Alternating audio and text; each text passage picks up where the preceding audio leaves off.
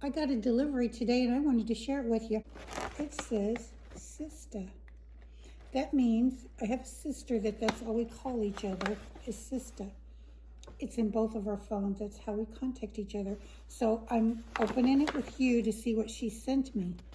It's not flowers. I know that because, oh my God, it's wind chimes.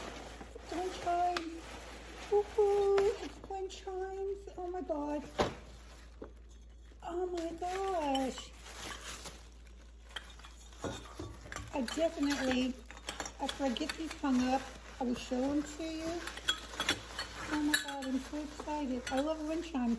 I think everybody that watches my channel knows I love wind chimes. Let's see what we can see. I will get these hung up and I'll get these hung up and then I'll show them to you. Forever with the angels, always in our hearts. This is very pretty. I'll just tell you that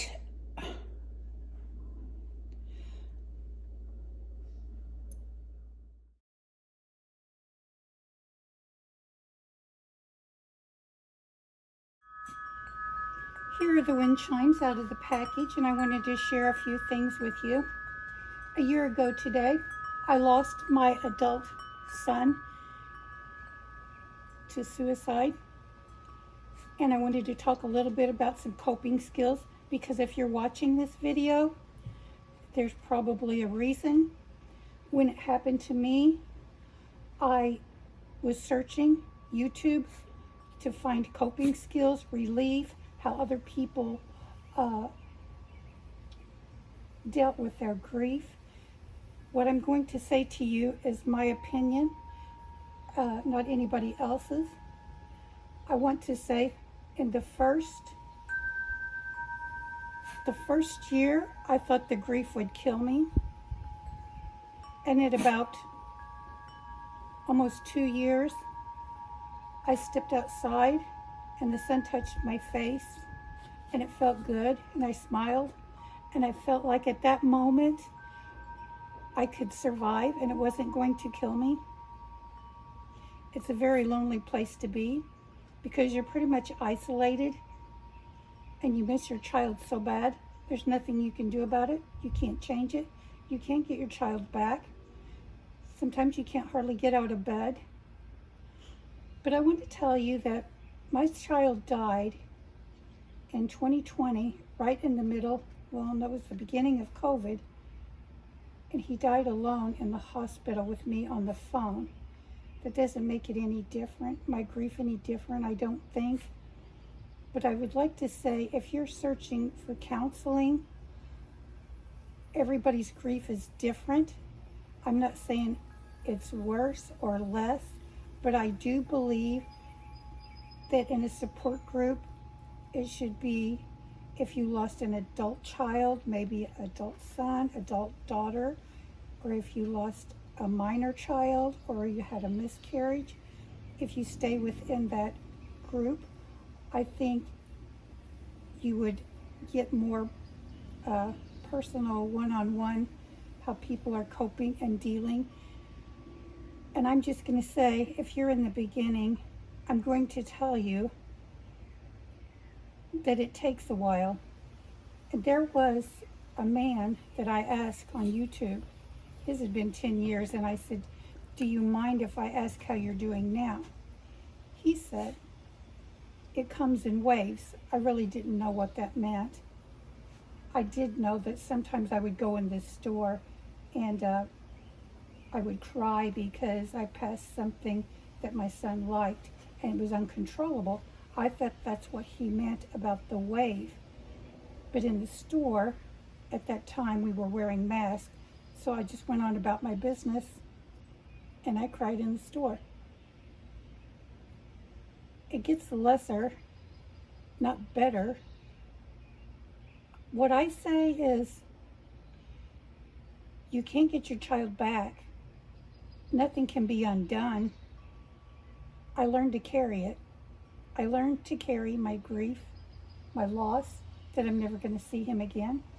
I went through the mad stage. My husband said the other day, He said, when we got in the truck at the cemetery, we both got in a different person. 100% that is true. But I do want to tell you, on year 3, there hasn't been a day that it hasn't went by that I don't say, I miss Brian.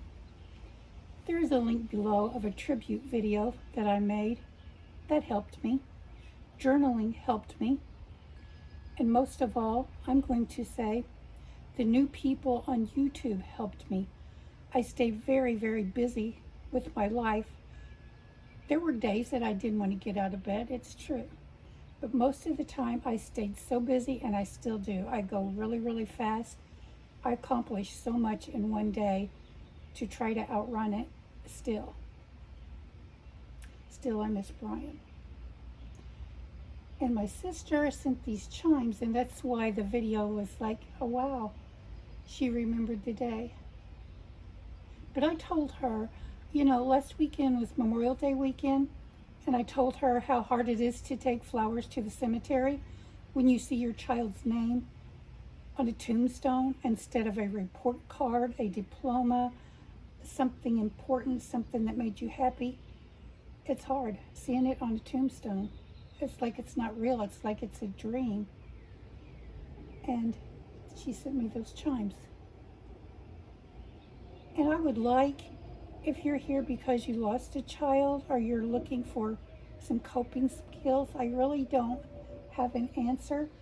But within this video, I hope you might leave a coping skill that you use, something that helps you, or your story, anything that might help others. When I was searching, I didn't find a lot because people don't talk about it in the beginning. They really don't. And you know, a month before my son died, Melissa Etheridge lost her son. I knew my son was suicidal, and I could not help him. People say, if you knew, why didn't you help? Not just me, with other situations I've seen. You can't help them if they don't want help. They have a right to say, no, I don't need any help, I'm okay. You can't do anything. You have to just sit back and watch it. That's my opinion. I don't know what else I could have done. I don't.